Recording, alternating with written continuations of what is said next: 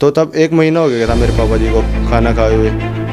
जब आश्रम गए, वो चल भी नहीं पाते थे, काफ़ी सोई आ जाती थी पैरों में जब चलते थे। बुखार काफ़ी था, हार्ट पेशेंट थे, 3-4 बार अटैक आ गया उन्हें अब तक।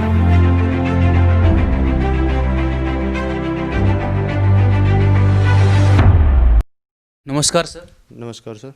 सर आपका शुभ नाम? शिवम रावल। सर आप कहाँ के रहने वाले हैं?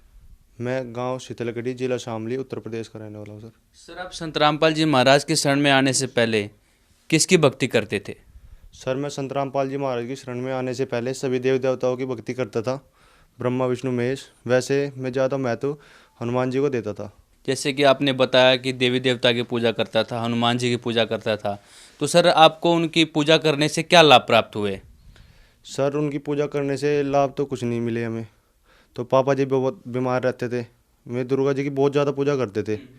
तो यहाँ पे हर साल हरिद्वार भी जाया करते थे, साइकिल पे जाया करते थे, मैं हर साल जाते थे।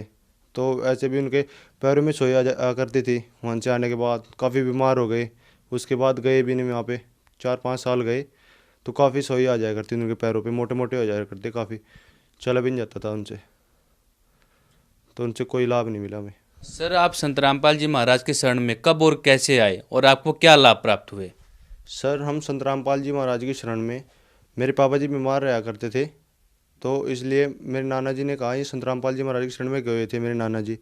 तो उन्होंने कहा, रिक्वेस्ट की काफ़ी कि चलो वहाँ पे चलते हैं संत रामपाल जी महाराज के, वहाँ ठीक हो जाओगे तुम। तो उन्होंने मना कर दिया कि मैं नहीं जाऊँगा उनके पास वहाँ पे। तो ऐसे 1 साल निकल गया सर ऐसे ही। तो काफ़ी बीमार रहने लगे, काफ़ी खर्च हुआ उनके ऊपर। तो उसके बाद 1 साल के बाद एक दिन सुबह ही मेरे पापा जी ने फ़ोन किया मेरे नाना जी के यहाँ कि मेरी तबीयत बहुत ख़राब है और मैं चलूँगा आज संत रामपाल जी महाराज के यहाँ। तो सर उस दिन सुबह मेरी नानी जी आ गई वहाँ पे घर, और उनके साथ चले गए संत रामपाल जी महाराज के आश्रम बरवाड़ा। तो तब 1 महीना हो गया था मेरे पापा जी को खाना खाए हुए। जब आश्रम गए, वो चल भी नहीं पाते थे, काफ़ी सोई आ जाती थी पैरों में जब चलते थे। बुखार काफ़ी था, हार्ट पेशेंट थे, 3-4 बार अटैक आ गया उन्हें अब तक। जबकि 3 बार अटैक आता है आदमी को, लास्ट स्टेज होती है तीसरी बार। 4 बार अटैक आया मेरे पापा जी को, 1 बार पहले आ गया था, 3 बार उसके बाद आया। तो जैसे आश्रम में गए, नाम दीक्षा ली, गुरुजी ने आशीर्वाद दिया, तो उन्होंने काफ़ी हल्का महसूस किया। खाना खाया, 1 महीना हो गया था मेरे पापा जी को खाना खाए हुए। 4 रोटी खाई मेरे पापा जी ने वहाँ पे आश्रम में। जैसे कि अभी आपने बताया कि पहले आप देवी देवताओं की पूजा करते थे, फिर संत रामपाल जी के शरण में गए, तो आपको कैसा लगा? जो आपके पिताजी बिल्कुल अस्वस्थ थे, बिल्कुल उन्होंने 1 महीने से खाना ही नहीं खाया था, जैसे कि अभी आपने बताया, तो आप लोगों को कैसा लगा वहाँ पर? सर मेरी मम्मी जी गई हुई थी मेरे पापा जी के साथ। तो पापा जी आए वहाँ से, 3 दिन के बाद आए सत्संग सुनने के बाद पापा जी वहाँ से। तो वे खुद चल कर आए। तो हमने देखा, वो घर पे थे, कि खुद चल कर आए, भाई आराम मिला है, कुछ तो है वहाँ पे। जो मतलब कभी डॉक्टरों के पास दिखा चुके थे, 1-1.5 साल हो गया था हमें, बहुत पैसा खर्च हो गया था उनके ऊपर।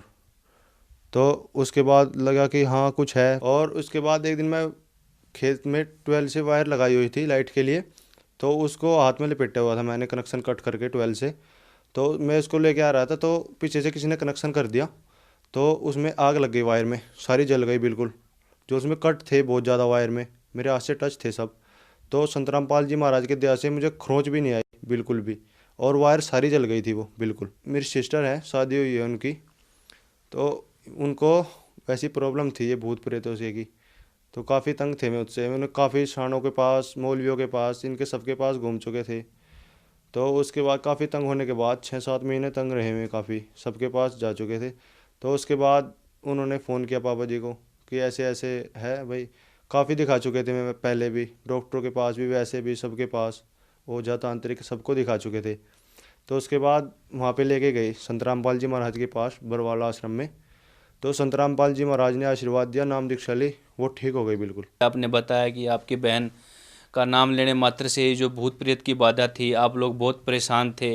हाँ, कई सियाने सप्टों के पास गए थे, हर एक कई तांत्रिकों के पास गए थे, लेकिन फिर भी आप लोगों को दुख से छुटकारा नहीं मिल पाया था। तो हम आपसे ये जानना चाहते हैं, क्या संत रामपाल जी महाराज कोई जड़ी बूटी देते हैं या कोई दवाई देते हैं? नहीं सर, संत रामपाल जी महाराज कोई जड़ी बूटी नहीं देते, वे सिर्फ सच्चा ज्ञान देते हैं। उनके नाम में इतनी शक्ति है कि सब दुख दूर हो जाते हैं। सर आप जन समुदाय को क्या संदेश देना चाहते हैं? सर मैं यही विनती करना चाहता हूँ कि जैसे हमारे ऊपर दुखों के पहाड़ टूटे हुए थे और संत रामपाल जी महाराज की शरण में जाने के बाद हमें लाभ हुआ, और ये संत रामपाल जी महाराज की शरण में आए और संत रामपाल जी महाराज से नाम दीक्षा लें।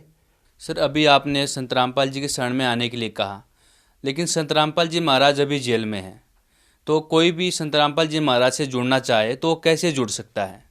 सर संत रामपाल जी महाराज से जुड़ने के लिए शाम के टाइम साधना चैनल पर 7:40 से 8:40 पे सत्संग आता है, तो उस पर नीचे डिस्प्ले होते हैं नंबर पीली पट्टी पर, तो नंबर पर संपर्क करें और अपने नज़दीकी नामधाम सेंटर खुले हुए हैं नाम दीक्षा के लिए, उन पे आके नाम दीक्षा लें।